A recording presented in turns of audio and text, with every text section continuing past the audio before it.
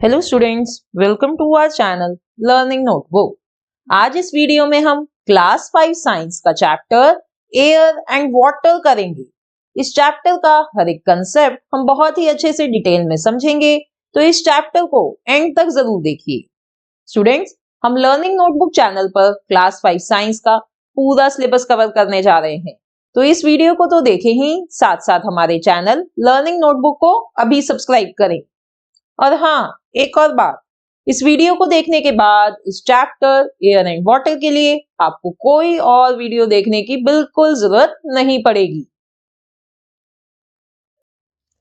तो आइए देखते हैं आज इस चैप्टर में हम कौन कौन से टॉपिक्स कवर कर रहे हैं। अपना सबसे पहला टॉपिक होगा एयर, फिर एटमॉस्फेयर, उसके बाद हम सीखेंगे layers of atmosphere, composition of air, properties of air, importance of air, फिर अपना नेक्स्ट टॉपिक होगा एयर पॉल्यूशन, और फिर हम मूव करेंगे वाटर पर, जिसमें हम पढ़ेंगे impurities in water, removing insoluble impurities in water, sedimentation and decantation, filtration, removing soluble impurities in water, evaporation, distillation, purification of water, और फिर आखिरी में मैं आपके साथ करूंगी इस चैप्टर के important questions. So let's start with our first topic, air. Air is present all around us.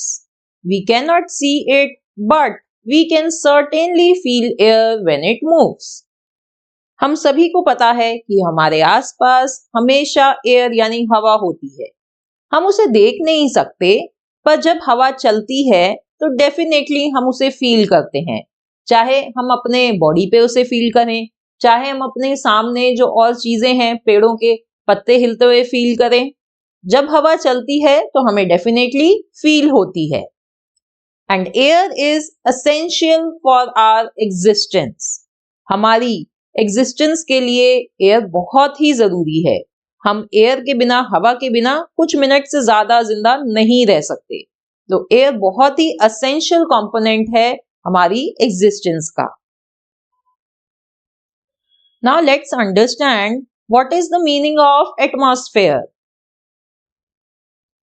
Our earth is surrounded by a blanket of air called atmosphere. Students, अभी हमने समझा कि एयर क्या होता है। अब एटमॉस्फेयर जो है वो ब्लैंकेट ऑफ एयर है, जिसने हमारी प्लैनेट अर्थ को चारों तरफ से ऐसे, जैसे इस फिगर में आप देख रहे हैं, ऐसे घेरा हुआ है। हमारे अर्थ को उसने ऐसे चारों तरफ से घेरा हुआ है। तो इस ब्लैंकेट ऑफ एयर को कहा जाता है atmosphere. It is a mixture of gases like nitrogen, oxygen, carbon dioxide, hydrogen and many others.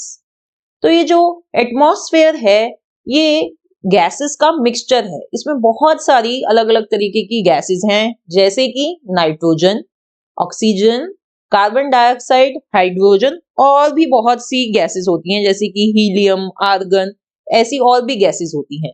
तो ये जो एटमॉस्फेयर है ये इन सब गैसेस का एक मिक्सचर है।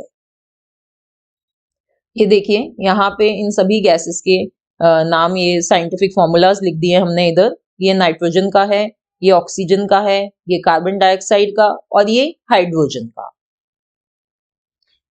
The oxygen in the atmosphere helps us to breathe and survive. तो जो ये ऑक्सीजन होती है एटमॉस्फेयर में, ये बहुत इंपॉर्टेंट है हम लिविंग ऑर्गेनिजम्स के लिए। ये जरूरी है हमारी ब्रीदिंग यानी सांस लेने के लिए और हमारे सर्वाइवल के लिए। तो लिविंग ऑर्गेनिजम्स के लिए ऑक्सीजन बहुत ही जरूरी है। इसी तरह से plants utilize carbon dioxide in the air to prepare their food. जो कार्बन डाइऑक्साइड है वो प्लांट्स के लिए बहुत जरूरी है, वो इसे यूज करते हैं अपना खाना बनाने के लिए।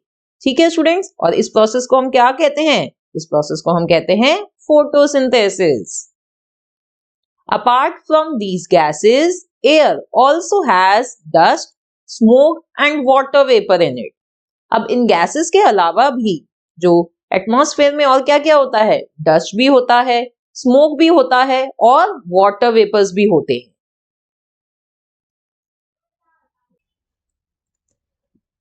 It protects us from the harmful ultraviolet radiations of the sun by absorbing them. Students, एक बहुत बड़ा बेनिफिट एटमॉस्फेयर का ये है कि ये हमें प्रोटेक्ट करती है। किससे? सन की यूवी रेस से, जिसे हम कहते हैं अल्ट्रावायलेट रेस। उनसे ये हमें प्रोटेक्ट करती है एटमॉस्फेयर। ये उन रेस को एब्जॉर्ब कर लेती है और हमारी तरफ मतलब पृथ्वी की तरफ, अर्थ की तरफ नहीं आने देती। देखिए, इस डायग्राम के थ्रू मैंने यही समझाया आपको कि सन की ये ऐसे अल्ट्रावायलेट रेज आ रही है अर्थ की तरफ, पर ये जो एटमॉस्फेयर है, ये जो ब्लैंकेट ऑफ एयर है, इसने इन यूवी रेज को एब्जॉर्ब कर लिया और अर्थ तक नहीं आने दिया। तो ये बहुत ही हार्मफुल होती हैं ये यूवी रेज, जिसे ये एटमॉस्फेयर एब्जॉर्ब करता है। स्टूडेंट्स, हम आगे अभी इस वीडियो में लेयर्स ऑफ एटमॉस्फेयर पढ़ेंगे, जिसमें मैं आपको बताऊंगी कि एटमॉस्फेयर की ओजोन लेयर जो होती है वो इन यूवी रेज को एब्जॉर्ब करती है। Next, it traps some of the heat of the sun while reflecting most of it. That is why the days do not become too hot and nights do not become too cold.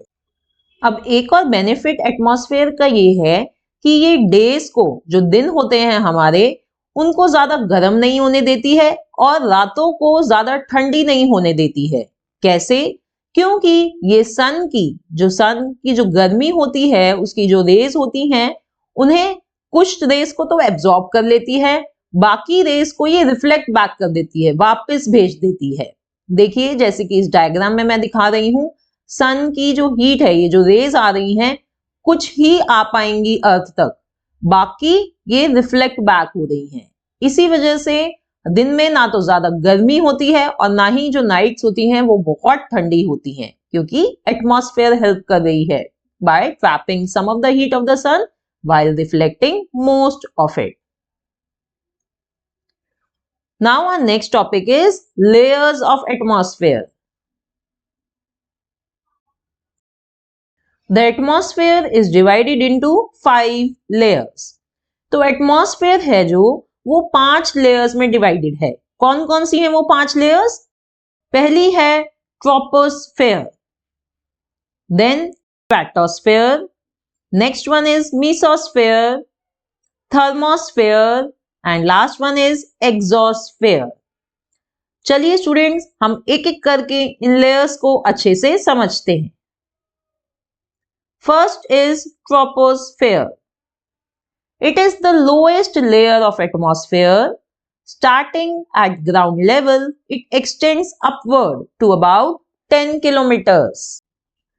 तो ये जो troposphere है, ये सबसे नीची layer है पूरे atmosphere की। यानी ये हमारी जो अर्थ सरफेस है, ये देखिए, इस डायग्राम को देखिए, ये हमारी अर्थ है, तो अर्थ सरफेस के बाद ये पहली लेयर है troposphere, right? Starting at ground level, अब जो अर्थ से ये स्टार्ट होके, अर्थ की ग्राउंड लेवल से स्टार्ट होके ये ऊपर 10 किलोमीटर तक जाती है। इतनी लंबी ये लेयर है कि 10 किलोमीटर तक ऊपर जाती है ये, ठीक है students? Then tropo means change, as almost all the weather changes occur in this layer due to the formation of clouds from the water vapors.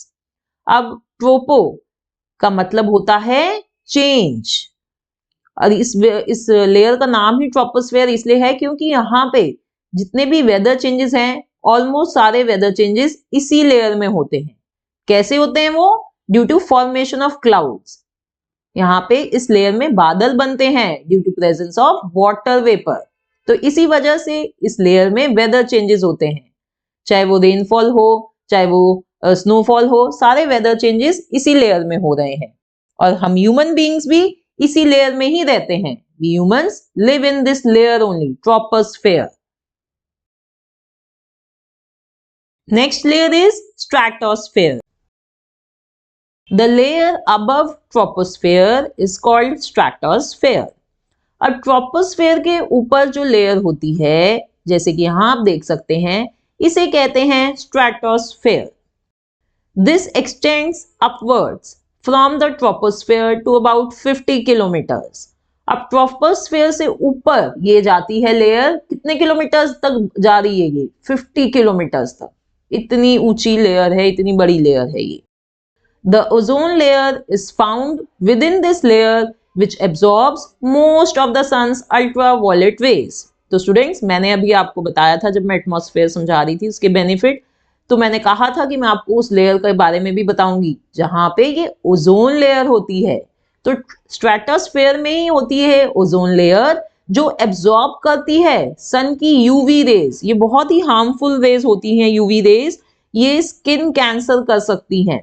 अगर ये डायरेक्ट हमारे पास आ जाए सन की यूवी रेज तो हमारे को स्किन कैंसर हो सकता है। इसलिए ये ओजोन लेयर बहुत ही इंपॉर्टेंट लेयर है। This layer is free from clouds and weather phenomena. तो अभी हमने देखा था कि ट्रोपोस्फेयर में क्लाउड फॉर्मेशन होती है, पर जो ये स्ट्रेटोस्फेयर होती है यहाँ पे ना तो कोई क्लाउड्स होते हैं और ना ही कोई वेदर फिनोमिना होता है। ठीक है स्टूडेंट्स, और यही एक रीजन होता है कि भाई जैसे कोई टर्बुलेंस नहीं है, क्लाउड्स नहीं है, ना वेदर फिनोमिना है, तो कोई टर्बुलेंस नहीं होती इसमें। तो जो जेट एयरक्राफ्ट होते हैं वो यूजुअली ट्रोपोस्फेयर में और ये स्ट्रेटोस्फेयर के जो ये नीचे का पार्ट होता है उधर ही फ्लाई करते हैं, उनके लिए आसान होता है फ्लाई करना इस लेयर में। Now third layer is mesosphere. Above the stratosphere is the mesosphere. तो स्ट्रेटोस्फेयर के ऊपर अब ये लेयर होती है मेसोस्फेयर। ये कहां तक जाती है? It extends to a height of 80 kilometres above the stratosphere. तो स्ट्रेटोस्फेयर के बाद ये 80 किलोमीटर्स तक ऊपर जाती है। कितनी बड़ी बड़ी लेयर्स हैं ये। It is one of the coldest layers of the atmosphere with a temperature to -90 degrees Celsius. ये एक बहुत ही कोल्डेस्ट लेयर है एटमॉस्फेयर की, जहां पे देखिए टेम्परेचर कहां तक जा सकता है? -90 डिग्रीज। ये तो बहुत ही ज्यादा, बहुत बहुत ज्यादा ठंडी लेयर है। And meteors burn up in this layer. तो स्टूडेंट्स, हमारे स्पेस से जो मीटियोर्स आते हैं अर्थ की तरफ, बहुत बारी हमने न्यूज में सुना है कि मीटियोर्स आ रहे हैं, तो वो मेसोस्फेयर की वजह से ही, इस लेयर की वजह से ही हमारी अर्थ तक नहीं पहुंच पाते। क्यों? क्योंकि मेसोस्फेयर में आके वो जल जाते हैं। They burn up in this layer. No aeroplanes, fighter jets, hot air balloons can fly this high to reach this layer. तो अभी मैंने आपको बताया था कि स्ट्रेटोस्फेयर और ट्रोपोस्फेयर के वहीं पे रह जाते हैं जो ये एरोप्लेन्स और ये जेट्स होते हैं। वो ऐसे कोई भी उड़ने वाली चीज इतनी ऊपर नहीं उड़ सकती कि वो मेसोस्फेयर तक आ पाए। Next layer is thermosphere. The thermosphere is found exactly above the mesosphere. Here the air is very thin.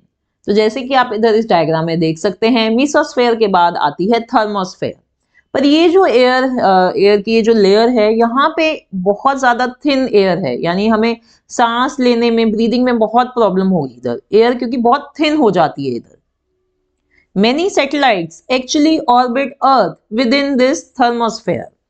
जब हम अर्थ से कोई सैटेलाइट भेजते हैं तो वो यूजुअली इसी लेयर में ऑर्बिट करती है। अर्थ के चारों तरफ जब वो घूमती है, ऑर्बिट करती है, तो वो इसी लेयर में घूमती है, थर्मोस्फेयर में। The Arora, the northern lights and southern lights occur in this thermosphere. Students, I am sure आपने बहुत बारी टीवी में, मूवीज में भी देखा होगा कि नॉर्दर्न लाइट्स, सदर्न लाइट्स ये होती हैं जब आपको स्काई अलग अलग कलर्स में दिखाई देता है। तो ये जो लाइटनिंग, ये जो फिनोमिनन होते हैं, फिनोमिनास होते हैं, ये सब इसी लेयर में अकर करते हैं, यही होते हैं थर्मोस्फेयर में। ठीक है। Now our last layer is exosphere. The outer most layer of atmosphere is exosphere. तो ये सबसे आउटर मोस्ट लेयर है एटमॉस्फेयर की, जिसे हम कहते हैं exosphere. Air is very very very thin here. Students, मैंने यहाँ पे 3 बारी वेरी इसलिए लिखा है, मैं आपको बताना चाह रही हूँ कि कितनी थिन है इधर एयर। इस लेयर में एयर बहुत बहुत बहुत ज्यादा थिन होती है। ये इतनी ज्यादा थिन होती है कि धीरे धीरे स्पेस से जाके मिल जाती है, वहां पे स्पेस जैसी कंडीशंस बन जाती हैं। Exosphere finally fades away into space, यही चीज मैंने यहाँ पे लिखी है। तो ये जो पांचों लेयर्स हैं ये मैंने आपको इधर समझाई हैं। ये एग्जाम पॉइंट ऑफ व्यू से भी बहुत इंपॉर्टेंट हैं ये लेयर्स। इनके नाम, इनकी स्पेलिंग्स अच्छे से याद करिए और ये याद करिए कि हर एक लेयर में क्या होता है, उसकी क्या इंपॉर्टेंस है। ठीक है। Now our next topic is composition of air. अब हम बात करेंगे कि एयर किन किन चीजों से बनी है। Air is made up of 78% nitrogen, 21% oxygen and other gases like argon, carbon dioxide, hydrogen, methane in small amount. तो एयर स्टूडेंट्स इन सभी गैसेस से मिलकर बनी है। उसमें सबसे ज्यादा क्वांटिटी है किसकी? नाइट्रोजन की 78% है, फिर ऑक्सीजन की 21% है और बाकी जो बचा 1% वो बनता है इन सभी गैसेस से। देखिए ये पाई चार्ट के थ्रू मैं आपको यही समझा रही हूं कि सबसे ज्यादा कंपोजिशन एयर का किसका है? नाइट्रोजन का 78%, फिर है ऑक्सीजन 21% और जो ये बचा 1% है ये इन सभी गैसेस से मिलकर बनता है। कौन कौन सी गैसेस हैं ये? आर्गन हो गई, कार्बन डाइऑक्साइड हो गई, हाइड्रोजन हो गई, हीलियम भी होती है और भी ऐसी ऐसी गैसेस होती हैं। छोटी छोटी क्वांटिटी में इनका होता है 1%। ठीक है, तो ये है हमारे कंपोजिशन ऑफ एयर। अब ये जो ऑक्सीजन है ये हमारे लिए जरूरी है। क्यों जरूरी है? Oxygen is required for all living organisms for breathing. मैंने आपको पहले भी बताया था कि जितने भी लिविंग ऑर्गेनिजम्स हैं सबको ऑक्सीजन चाहिए ब्रीथ करने के लिए, सांस लेने के लिए। Also it is necessary for burning. We can not burn anything without oxygen. Students, कुछ भी जलाने के लिए आपको ऑक्सीजन की जरूरत पड़ेगी। ऑक्सीजन के बिना कुछ भी नहीं जला सकते। एक मोमबत्ती तक आप नहीं जला सकते अगर ऑक्सीजन प्रेजेंट नहीं है तो ये इतनी जरूरी है ये ऑक्सीजन। फिर आती है nitrogen. Nitrogen is required for all living organisms for growth. अब ये जो नाइट्रोजन है ये ग्रोथ के लिए जरूरी है, लिविंग ऑर्गेनिजम्स की ग्रोथ के लिए जरूरी है। But they can not use nitrogen directly from air. पर डायरेक्टली हवा से, एयर से नाइट्रोजन नहीं ले सकते, नहीं यूज कर सकते। तो कैसे यूज करते हैं हम नाइट्रोजन को? Plants get nitrogen from soil. Nitrogen is added to soil through fertilisers. जो प्लांट्स होते हैं उनको नाइट्रोजन मिलती है सॉइल से, मिट्टी से। कैसे? क्योंकि फर्टिलाइजर्स ऐड करे जाते हैं जिनकी हेल्प से नाइट्रोजन मिट्टी में मिल जाती है और फिर मिट्टी से जाती है प्लांट्स के पास। अब एनिमल्स की बात करते हैं। Animals gate nitrogen from the food they eat. Animals को ये नाइट्रोजन मिलती है जो वो खाना खाते हैं। अब वो चाहे खाना प्लांट्स को खाएं, चाहे मीट, फिश जो भी खाएं, उनसे उनको ये नाइट्रोजन मिलती है। Now carbon dioxide. Carbon dioxide along with water in the presence of sunlight and chlorophyll is required by green plants to make their food. This process is known as photosynthesis. तो जो ये carbon dioxide होती है students, ये plants के लिए बहुत जरूरी होती है। वो इसकी हेल्प से, कार्बन डाइऑक्साइड की मदद से, वाटर की मदद से और क्लोरोफिल की मदद से क्या बनाते हैं? सनलाइट भी यूज करते हैं, यस। इसकी मदद से वो बनाते हैं अपना खाना। और इस सारे प्रोसेस को हम क्या कहते हैं? इसे कहते हैं फोटोसिंथेसिस। तो कार्बन डाइऑक्साइड प्लांट्स के लिए बहुत जरूरी है। और फिर carbon dioxide is also use to put out fire, यानी फायर को बुझाने के लिए कार्बन डाइऑक्साइड चाहिए हमें। आग लगाने के लिए ऑक्सीजन चाहिए और बुझाने के लिए carbon dioxide. Now air also contains water vapors and dust particles. अब गैसेस के अलावा एयर में वाटर वेपर्स भी होते हैं, स्मोक भी होता है, डस्ट पार्टिकल्स भी होते हैं। ठीक है, अब ये वाटर वेपर्स कहां से आते हैं? Water vapors come in the air from evaporation of water from oceans, rivers and lakes. तो ये जो वाटर वेपर्स होते हैं ये हवा में आते हैं जब पानी, जो वाटर बॉडीज में से पानी इवेपोरेट होता है, सनलाइट की मदद से जब पानी इवेपोरेट होता है, जब ये वाटर वेपर्स बनते हैं। ठीक है, the amount of water vapour present in air is called humidity. अब हर जगह पे अलग अमाउंट होता है वाटर वेपर का। जहां पे पानी ज्यादा होगा वहां पे वाटर वेपर ज्यादा बनेंगे, जहां सनलाइट और वाटर ज्यादा होगा वहां पे ज्यादा वाटर वेपर्स बनते हैं। तो ये जो अमाउंट होता है वाटर वेपर का, हवा में जितना अमाउंट होता है उसे कहा जाता है humidity. During hot and humid days we feel uncomfortable. और आपने आई एम श्योर कई बार सुना होगा कि बहुत ज्यादा ह्यूमिडिटी है। आपने अपने बड़ों को बात करते सुना होगा कि बहुत ज्यादा ह्यूमिडिटी है, हमें बहुत पसीने आ रहे हैं और हमें चिपचिप लग रहा है। ऐसा लगता है जहां पे ह्यूमिडिटी ज्यादा होती है वहां पे हमें चिपचिप लगता है, बहुत अनकंफर्टेबल फील होता है। तो जब एटमॉस्फेयर में, हमारी एयर में ह्यूमिडिटी ज्यादा होती है सो वी गेट अनकंफर्टेबल। अब ये हमने पढ़ा composition of air. Our next topic is properties of air. सबसे पहली प्रॉपर्टी है एयर की, दैट एयर ऑक्यूपाइज स्पेस, यानी एयर जगह घेरता है। ठीक है, अब इस प्रॉपर्टी को समझने के लिए एक सबसे पहले मैं आपको एक सिंपल सा एग्जांपल देती हूँ स्टूडेंट्स। आप सभी बैलून इन्फ्लेट करते हैं, बैलून फुलाते हैं, चाहे अपने बर्थडे पे फुलाते हो चाहे नॉर्मली यूजुअली खेलने के लिए। अब क्या कैसे हो जाता है वो इन्फ्लेट कैसे होता है? क्योंकि जब आप उसमें हवा ब्लो करते हैं, एयर ब्लो करते हैं, तो वो एयर उसमें स्पेस ले लेती है, एयर ऑक्यूपाई स्पेस, एयर भर जाती है बैलून में और वो बैलून फूल जाता है। तो इसी से हमें पता चलता है दैट एयर ऑक्यूपाइज स्पेस।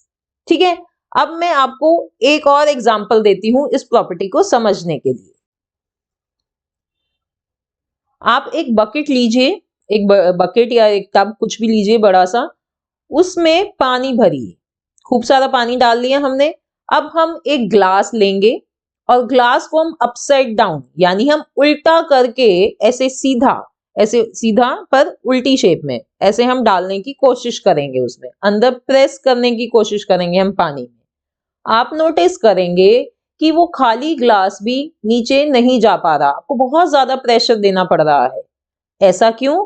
क्योंकि इस खाली ग्लास में भी हवा प्रेजेंट है, एयर जो है वो प्रेजेंट है इसमें, उसने स्पेस ऑक्यूपाई करी हुई है इस ग्लास की, इसलिए वो नीचे नहीं जा पा रहा। पर अगर आप इस ग्लास को थोड़ा सा टिल्ट कर दें, टिल्ट करके अगर अंदर डालेंगे तो आपको दिखाई देगा कि बबल्स फॉर्म हो रहे हैं। ये जो बबल्स हैं ये क्या है? ये हवा ही है। जो हवा बबल्स की फॉर्म में बाहर निकल रही है और फिर ग्लास भरना शुरू हो जाएगा। जब हवा बाहर निकली बबल्स की फॉर्म में, जब पानी भरना शुरू होगा इस ग्लास में। तो ये एक दूसरा एक्सपेरिमेंट है जिससे हमें पता चलता है कि एयर ऑक्यूपाइज स्पेस। अब नेक्स्ट प्रॉपर्टी है एयर की, एयर हैज वेट, यानी एयर में वजन होता है, ये प्रॉपर्टी है। अब इस प्रॉपर्टी को भी समझने के लिए एक और एक्सपेरिमेंट करते हैं। हम क्या करेंगे, हम एक स्टिक लेंगे और उसके दोनों एंड में ऐसे दो बैलून्स फुलाकर हैंग कर देंगे, टांग देंगे। देखिए जैसे मैंने यहाँ पे दिखा रही हूँ, एक स्टिक की हमने दोनों एंड पर दो बैलून्स टांग दिए हैं फुलाकर। अब हम क्या करेंगे, इनमें से एक बैलून की हवा निकाल देंगे, उसको डिफ्लेट कर देंगे। पिन चुबा के हम कर सकते हैं ये काम। ये देखिए ये बैलून फुस हो गया है। इससे क्या होगा स्टूडेंट्स, आप ये देखेंगे कि जो स्टिक है वो दूसरी तरफ झुक गई है, जहां पे इन्फ्लेटेड बैलून टंगा हुआ है उस तरफ ये स्टिक झुक गई है। इसका मतलब इस इन्फ्लेटेड बैलून में वेट है, ये भारी है। और ये कैसे भारी है? क्योंकि इसके अंदर हवा भरी हुई है। तो इससे हमें पता चलता है एयर हैज वेट। ठीक है, ये सेकंड प्रॉपर्टी है एयर की। नेक्स्ट प्रॉपर्टी एयर की है, एयर एक्सर्ट्स प्रेशर, यानी एयर प्रेशर डालती है। अब इस प्रॉपर्टी को समझने के लिए हम एक और एक्सपेरिमेंट करते हैं। हम एक ग्लास लेंगे और उसको ऊपर तक पानी से फिल कर देंगे, यहां तक ऊपर तक बिल्कुल फिल कर दीजिए। फिर एक थिक कार्डबोर्ड लीजिए, एक मोटा सा गत्ता लीजिए और उसकी हेल्प से ग्लास को ढक दीजिए। ठीक है, अब आप अपने हाथों से उस कार्डबोर्ड को प्रेस करेंगे और ग्लास को उल्टा कर देंगे, उल्टा कर दीजिए और हाथ हटा लीजिए। ठीक है, आप ऑब्जर्व करेंगे कि ये जो थिक कार्डबोर्ड है ये नहीं गिर रहा, उल्टा करने के बाद भी ये नहीं गिर रहा। ऐसा क्यों? क्योंकि जो ग्लास के बाहर हवा है वो प्रेशर डाल रही है इस कार्डबोर्ड पर और उसको गिरने नहीं दे रही है, वो अंदर की तरफ इसको प्रेशर दे रही है। ये जो बाहर की हवा है वो प्रेशर दे रही है। ठीक है स्टूडेंट्स, तो ये थी एक और प्रॉपर्टी एयर की, that it exerts pressure. Now the last property of air is that air is needed for burning. ये मैंने आपको पहले भी बात बताई थी कि एयर हमें बहुत जरूरी है जलाने के लिए। कोई भी चीज जलाने के लिए एयर, और एयर में कौन सा कंपोनेंट जरूरी होता है? ऑक्सीजन। ठीक है, तो इसे समझने के लिए एक एक्सपेरिमेंट करते हैं। एक कैंडल लेते हैं और उसको जला लेते हैं। ठीक है, एक प्लेट में हमने ऐसे कैंडल रख दी, उसको जला लिया। अब आप क्या करें, आप एक ग्लास लें या कोई भी जार लें और इस कैंडल को ढक दीजिए उससे। आप स्टूडेंट्स ऑब्जर्व करेंगे कि कुछ देर बाद, थोड़े से सेकंड्स के बाद ही कैंडल आपकी बुझ जाएगी। ऐसा क्यों हुआ? ऐसा इसलिए हुआ क्योंकि वो सबसे पहले तो ये समझिए कि कैंडल थोड़ी देर भी क्यों जलती रही ढकने के बाद भी। कैंडल इसलिए जलती रही क्योंकि उस जार में जो ऑक्सीजन प्रेजेंट थी उसकी मदद से वो कैंडल जलती रही। पर जैसे ही उस जार में ऑक्सीजन खत्म हुई, कैंडल बुझ गई। तो इससे हमें पता चलता है that air is needed for burning. तो ये हमने सारी चारों प्रॉपर्टीज पढ़ी एयर की जो बहुत जरूरी हैं। अब हम पढ़ेंगे इंपॉर्टेंस ऑफ एयर। अब स्टूडेंट्स काफी चीजें तो मैंने आपको बताई है कि एयर किस किस लिए जरूरी है, बट और भी बहुत सी इंपॉर्टेंस होती है एयर की, वो हम सीखेंगे। Air oxygen is required for breathing by all living beings. ये मैंने आपको बता दिया है कि ब्रीदिंग के लिए हमें एयर यानी ऑक्सीजन चाहिए। नेक्स्ट हमने पढ़ा था कि कार्बन डाइऑक्साइड चाहिए हमें, प्लांट्स को चाहिए to prepare their food by process of photosynthesis. ये भी इंपॉर्टेंस है एयर की। अब एक नई बात जो मैं आपको बता रही हूं, air carries sounds and helps us to listen. Without air we will not be able to hear anything. Air जो है, जो हवा है, वो साउंड को भी, आवाज को भी कैरी करती है और इसी की मदद से हम सुन पाते हैं। अगर एयर नहीं होगी तो हम नहीं सुन पाएंगे। जहां पे एयर नहीं है वहां साउंड कैरी नहीं होती। Air pressure is important in daily life. Many things like syringe, dropper, drinking straws, they work on the principle of air pressure.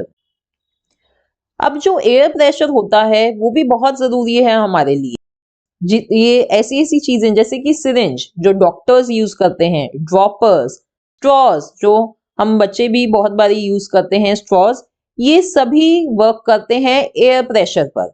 आपने देखा होगा जब डॉक्टर सिरिंज यूज करता है, या आप भी अगर अपने डॉक्टर सेट वगैरह पे जो सिरिंज होता है उसे देखेंगे, यूज करेंगे, तो आपको बहुत प्रेशर के साथ आपको ऊपर करना पड़ता है। क्यों? क्योंकि जो एयर का प्रेशर है वो आ रहा है, तो आपको पहले हवा जो उसमें भरी हुई है वो स्क्यूज आउट करनी पड़ती है और फिर उसमें लिक्विड भरता है। यही चीज है स्ट्रॉज में भी। ठीक है, तो एयर प्रेशर के प्रिंसिपल पर ये सभी चीजें चलती हैं। ये भी एक इंपॉर्टेंस है एयर की।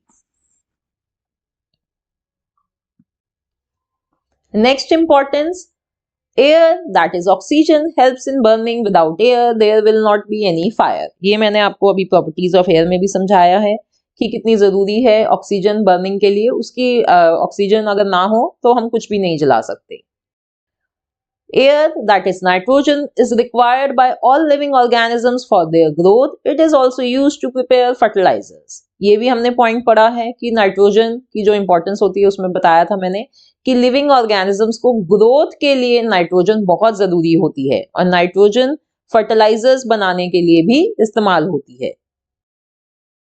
Even the marine plants and animals use air which is dissolved in water. अब नेक्स्ट इंपॉर्टेंस क्या है एयर की? मरीन प्लांट्स और एनिमल्स मतलब जो प्लांट्स और एनिमल्स पानी में होते हैं, उन्हें भी एयर चाहिए होती है सांस लेने के लिए, तो वो डिसॉल्व्ड एयर का यूज करते हैं। एयर पानी में डिसॉल्व हो जाती है और उसकी मदद से वो ब्रीथ करते हैं। Now the last point is air that is wind is a source of energy. It is use to produce electricity. अब जो तेज हवा चलती है जिसे विंड कहेंगे, उसकी मदद से इलेक्ट्रिसिटी बनती है, इलेक्ट्रिसिटी प्रोड्यूस होती है। ये भी इंपॉर्टेंस है एयर की। तो ये सारे पॉइंट्स हैं जो मैंने आपको बताए कि कैसे एयर हमारे लिए इंपॉर्टेंट है। Now students, our next topic is air pollution. The mixing of harmful gases, dust, smoke and other particles in the air is called air pollution. अब हमने ये तो देखा कि एयर हमारे लिए कितनी जरूरी है, पर फिर भी हम सब इस एयर को पॉल्यूट कर रहे हैं। इसका क्या मतलब है एयर पॉल्यूशन का? जब हार्मफुल गैसेस, डस्ट, स्मोक और ऐसे हार्मफुल जो पार्टिकल्स हैं वो हवा में घुल जाते हैं, मिल जाते हैं, उसे कहा जाता है एयर पॉल्यूशन। और ये एयर पॉल्यूशन बहुत हार्मफुल है हमारे लिए। क्यों? Because breathing polluted air causes diseases like asthma and bronchitis।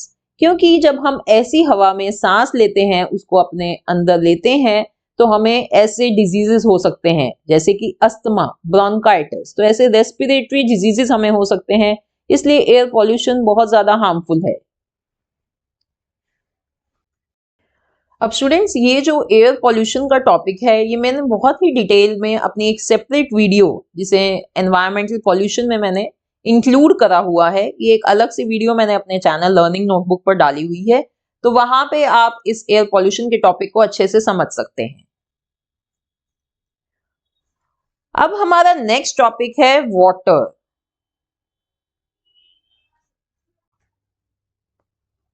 After air, water is second most essential thing for our life.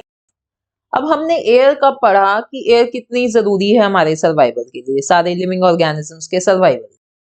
अब एयर के बाद वाटर है जो भी बहुत जरूरी है, सेकेंड मोस्ट असेंशियल थिंग है हम लिविंग ऑर्गेनिजम्स के सर्वाइवल के लिए। We need water for many purposes like drinking, washing clothes, bathing, cooking, etc. Students, अगर आप अपने डेली लाइफ के बारे में सोचेंगे तो आप ध्यान देंगे कि आपको पानी हर टाइम जरूरत पड़ती है पानी की, चाहे वो पीने के लिए हो, चाहे वो कपड़े धोने के लिए हो, नहाने के लिए हो, खाना बनाने के लिए हो, किसी भी चीज के लिए, हर चीज के लिए पानी जरूरी है। और सिर्फ हमारे लिए नहीं, प्लांट्स के लिए भी जरूरी है। हम पानी देते हैं ना प्लांट्स को, उनकी वाटरिंग के लिए जरूरी है, एनिमल्स के लिए कंजम्पशन के लिए जरूरी है, उनकी बेदिंग के लिए जरूरी है। तो सबके लिए पानी बहुत जरूरी है। अब ये पानी कहाँ से आता है? We get water from different sources like lakes, ponds, rivers, rain, etc. अब देखिए, रेन जो है, रेन तो है ही सबसे टॉप मोस्ट सोर्स है पानी का। और जब रेन होती है तो क्या क्या चीजों में पानी भर जाता है? लेक्स में, पॉन्ड्स में, रिवर्स में। तो हमें ये पानी यहां से मिलता है, इन वाटर बॉडीज से मिलता है। However, water from these sources is not fit for drinking due to presence of impurities. कैसी impurities? Sand, dirt, germs. पर जो ये पानी होता है, इन जगहों से जो ये पानी मिलता है हमें, वो पीने के लिए ठीक नहीं है। It is not fit for drinking. क्यों? क्योंकि उसमें बहुत इम्प्योरिटीज होती है, गंदगी होती है, जो हमारे पीने के लिए हमें नुकसान कर सकती है। तो अब इन इम्प्योरिटीज को हम कैसे रिमूव कर सकते हैं, वो हम सीखेंगे अपने नेक्स्ट टॉपिक में। नेक्स्ट टॉपिक है हमारा इम्प्योरिटीज इन वाटर। तो पहले हम बात करेंगे इम्प्योरिटीज की। वाटर में जो इम्प्योरिटीज होती हैं वो दो टाइप की होती हैं। पहली होती है सॉल्युबल इम्प्योरिटीज, यानी the impurities which dissolve in water. ऐसी इम्प्योरिटीज जो वाटर में घुल जाती हैं, डिसॉल्व यानी घुल जाती हैं, और उसकी वजह से वो हमारे पीने के लिए, यूज करने के लिए सुटेबल नहीं होता है ऐसा पानी। तो जैसे कि आप जानते हैं कि जो सी वाटर होता है उसमें सॉल्ट, जो नमक होता है, वो घुला हुआ होता है। इसलिए हम सी वाटर को अपने काम में नहीं ले पाते, ना हम उसको पी सकते हैं, ना हम उससे कपड़े धो सकते हैं, वो सॉल्टी वाटर होता है। दूसरी टाइप की इम्प्योरिटी होती है insoluble impurities, the impurities which do not dissolve in water. ऐसी इम्प्योरिटीज जो पानी में घुलती नहीं है, वो पानी में प्रेजेंट होती हैं पर उसमें घुलती नहीं है। फॉर एग्जाम्पल सैंड, अगर आप एक ग्लास में, पानी के ग्लास में मिट्टी घोलना चाहेंगे तो आप देखेंगे वो घुल नहीं रही है, वो थोड़ी देर में उसके नीचे बैठ जाती है, पर वो भी इम्प्योरिटी है, वो भी पानी को गंदा करती है। तो ये दो टाइप की इम्प्योरिटीज होती हैं, soluble impurities and insoluble impurities. अब हम सीखेंगे कि ये जो इनसॉल्युबल इम्प्योरिटीज होती हैं इनको कैसे रिमूव करा जाए।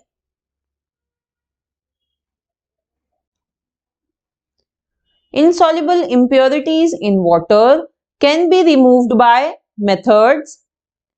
कौन से वो मेथड्स हैं जिनसे हम ये इनसॉल्युबल इम्प्योरिटीज वाटर में से रिमूव कर सकते हैं? पहला है सेडिमेंटेशन, दूसरा मेथड है डीकेंटेशन और थर्ड मेथड है filtration. Now let's understand each of these methods one by one. First we will learn about sedimentation.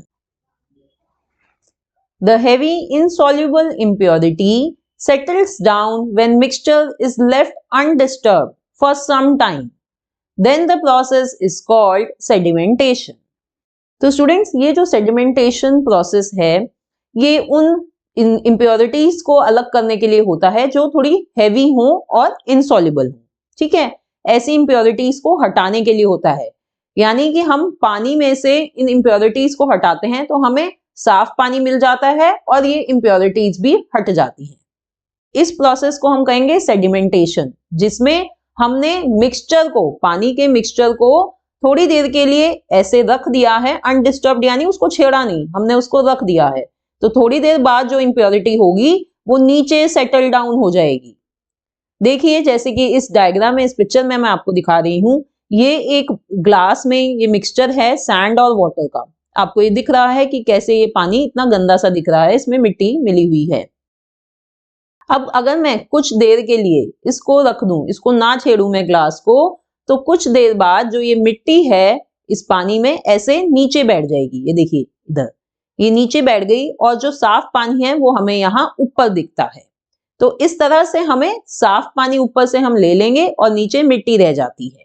तो ये जो नीचे मिट्टी रह गई है, इम्प्योरिटी जो बैठ जाती है नीचे, इसे कहते हैं sediment. The heavy insoluble impurity which settles down is called sediment. तो ये एक प्रोसेस होता है सेडिमेंटेशन, जिससे हम हेवी इनसॉल्युबल इम्प्योरिटीज अलग कर सकते हैं। Now next we will do decantation. After sedimentation, the clean water is poured into separate container without disturbing the sediment. This process is known as decantation. अब हमने sedimentation तो कर ली, जो impurity थी वो तो नीचे बैठ गई। अब हम क्या करेंगे, जो clean water ऊपर है उसको हम दूसरे किसी कंटेनर में, किसी बर्तन में ऐसे पोर कर देंगे। और क्या होगा उससे, हम ऐसे करेंगे कि भाई नीचे की जो impurity है वो डिस्टर्ब ना हो, वो वहीं पे बनी रहे। तो इस प्रोसेस को, जिससे हमने क्लीन वाटर सेपरेट कर लिया है, इस प्रोसेस को कहते हैं डीकेंटेशन। तो अब स्टूडेंट्स, ये पॉसिबिलिटी है कि जब हमने डीकेंटेशन करी है, तो जब हम ग्लास को टिल्ट करके क्लियर वाटर को अलग कर रहे हैं, तो पॉसिबिलिटी ये है कि थोड़ी सी इम्प्योरिटी उसमें आ जाए। तो अगर हम ऐसा नहीं चाहते, हमें बिल्कुल क्लीन वाटर चाहिए, तो फिल्ट्रेशन मेथड भी हम यूज कर सकते हैं। ये मेथड क्या होता है, separation of insoluble impurities with the help of a filter paper is called filtration. इस मेथड में इनसॉल्युबल इम्प्योरिटीज को अलग करा जाता है using filter paper. Filter paper की मदद से करते हैं हम ऐसा। ठीक है, ये देखिए इधर मैं आपको ये दिखा रही हूँ, एक ये एक्सपेरिमेंट है। यहाँ पे एक ये फनल है, ये फनल है ना स्टूडेंट्स, इसमें हमने फिल्टर पेपर को कोन की शेप में, फनल की शेप में फोल्ड करके फनल के अंदर रख दिया है और नीचे ये बीकर आपको दिख रहा है, ऐसे बीकर लगा दिया है। अब हमने क्या किया कि जो मिक्सचर था पानी का, जो इम्प्योरिटी जिसमें घुली हुई थी, उस पानी को हम ऐसे पोर कर रहे हैं। ठीक है, तो इससे क्या होता है कि जो इम्प्योरिटी है, जो सैंड या चौक, जो भी इम्प्योरिटी है, वो तो फनल में अंदर कोन में चिपक जाएगी। जो फिल्टर पेपर का कोन बना हो ना, फिल्टर पेपर में चिपक जाएगी और जो क्लियर वाटर होगा वो ऐसे फनल से छन के नीचे बीकर में इकट्ठा हो जाएगा। तो ये मेथड होता है फिल्टरेशन का। अब इस मेथड में the impurity which is left behind in the filter paper is called residue.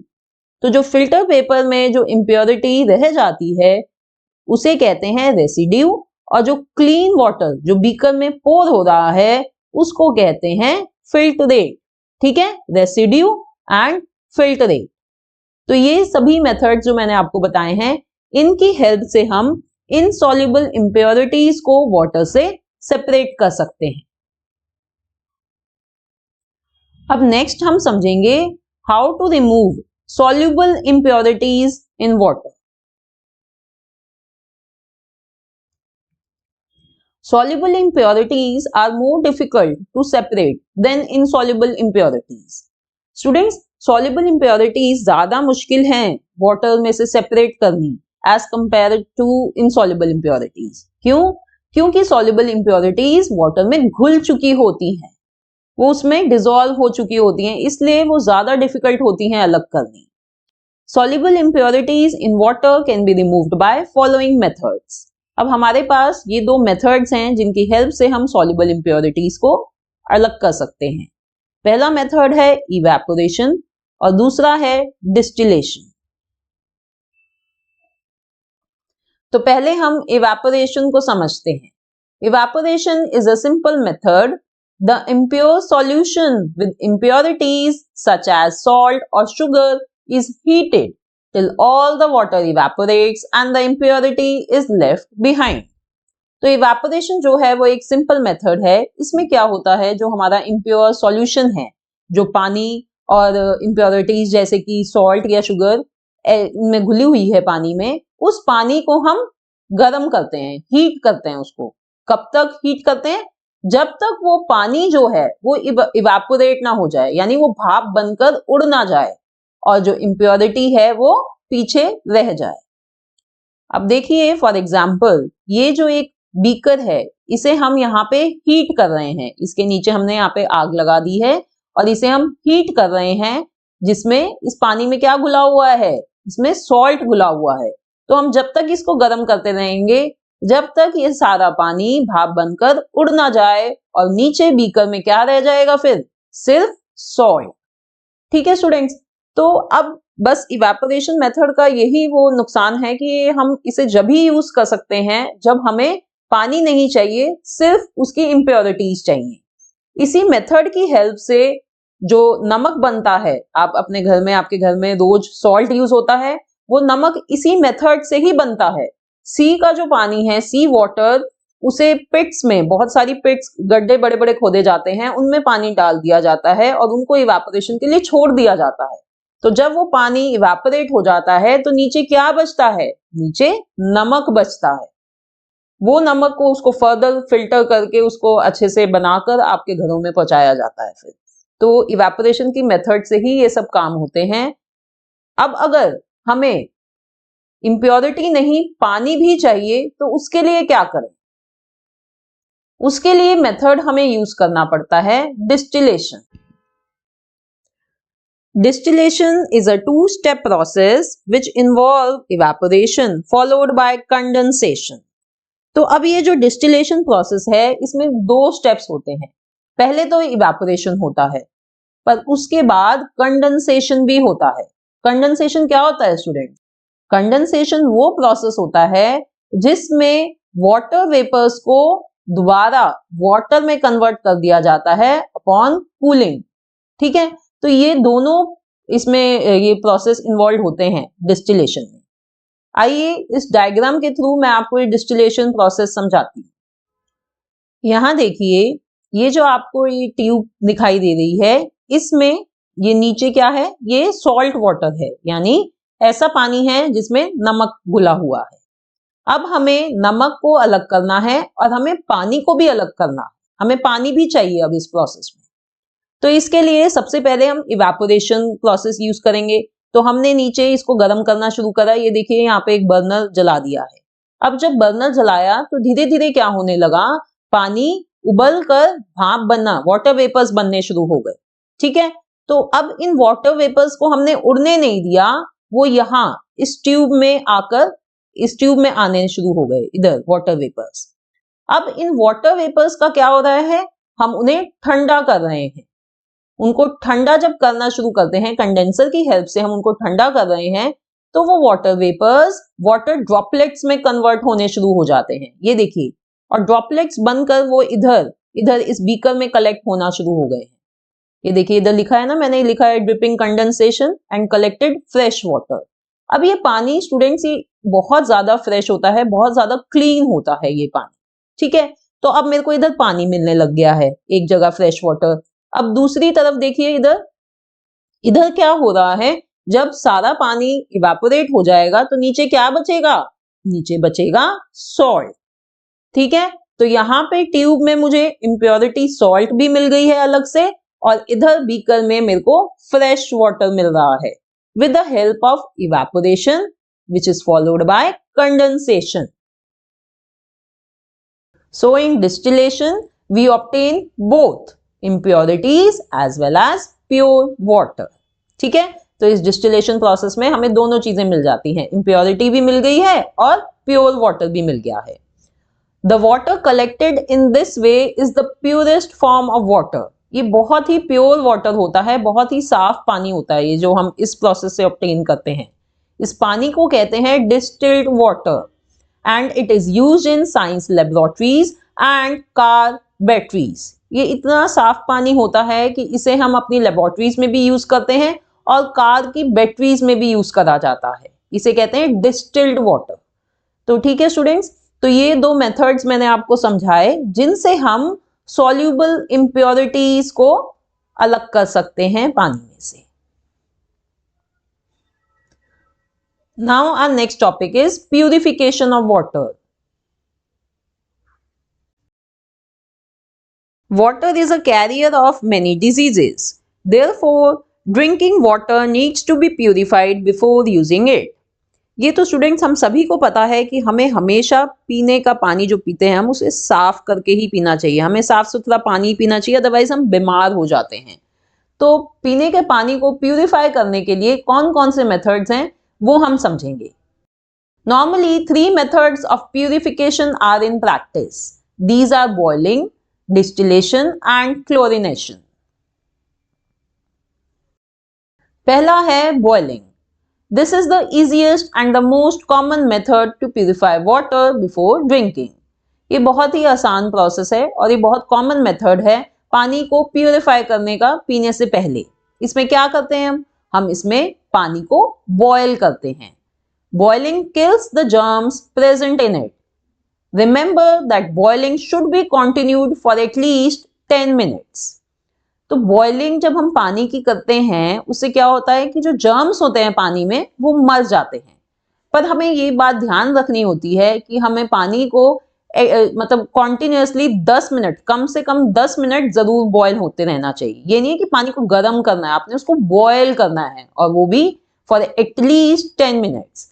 जब भी वो जो जर्म्स हैं उसमें वो मरेंगे और वाटर प्यूरिफाई होगा, पीने के लिए सुटेबल बनेगा। नेक्स्ट प्रोसेस है distillation. The water stored through the process of distillation is the purest form of water. ये तो मैंने अभी आपको डिस्टिलेशन प्रोसेस में समझा दिया है कि वो कैसे प्योरेस्ट फॉर्म ऑफ वाटर बनता है। तो ये भी बहुत अच्छा मेथड है वाटर को प्यूरिफाई करने का। It is free from germs, obviously हमने प्यूरिफाई करा है तो उसके जर्म्स मर चुके हैं। And it is widely used as distilled water in injections, medicines and car batteries. और ये जो distilled water होता है इन्हें इंजेक्शंस में, मेडिसिन्स में और कार बैटरीज में यूज करा जाता है।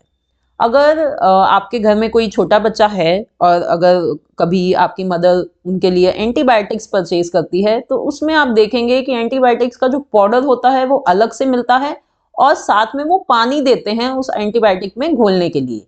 वो जो पानी होता है वो यही डिस्टिल्ड वाटर ही होता है। ये इतना प्यूरिफाइड फॉर्म है कि इसे मेडिसिन्स में भी यूज करा जाता है। Now the third method is chlorination. In this method, the tablets of chlorine are added to the container where the water is to be cleaned. तो इस मेथड में जो क्लोरीन की टैबलेट्स हैं, दवाइयां हैं जो क्लोरीन की, वो उस कंटेनर में जिसमें पानी हमें साफ करना है उसमें डाल दी जाती हैं। Chlorine tablets kill germs and make the water pure. तो जो ये क्लोरीन की टैबलेट्स होती हैं ये उन जर्म्स को मार देती हैं और पानी को अच्छा कर देती हैं, प्योर कर देती हैं। तो इन तीनों मेथड से स्टूडेंट्स हम वाटर को प्यूरिफाई कर सकते हैं and we can make it fit for our drinking. Now, in the end, let's do some important questions of this chapter, air and water. पहला क्वेश्चन है, The blanket of air which covers the earth is called dash. तो ये मैंने आपको बताया था, जो blanket of air है जिसने हमारी अर्थ को सराउंड करा हुआ है, उसे कवर करा हुआ है, उसे कहते हैं atmosphere. Next, the ozone layer is found in dash. तो जो ओजोन लेयर है जो यूवी रेस रोकती है सन की, अल्ट्रावायलेट रेस, वो कौन सी लेयर में, एटमॉस्फेयर की कौन सी लेयर में प्रेजेंट है, बताइए। यस, स्ट्रेटोस्फेयर में। Question 3, the component of air that can not be directly used by living beings is dash. तो कौन सा वो कंपोनेंट है हवा का जो हम डायरेक्टली, हम लिविंग बीइंग्स नहीं यूज कर सकते। Yes, nitrogen. The component of air that helps in burning is dash. ऐसा कौन सा कंपोनेंट है एयर का जो चीजों को जलाने में मदद करता है? ऑक्सीजन। ऑक्सीजन की मदद से ही बर्निंग होती है। Diseases like asthma, bronchitis, etc. are caused by dash. किससे होते हैं ऐसे ऐसे respiratory diseases? By inhaling polluted air. The process in which impure muddy water is allowed to stand undisturbed in a container is called dash. जिस process में जो muddy water होता है उसको हम छोड़ देते हैं, उसको डिस्टर्ब नहीं करते, कौन सा प्रोसेस है ये ऐसा? Yes, sedimentation.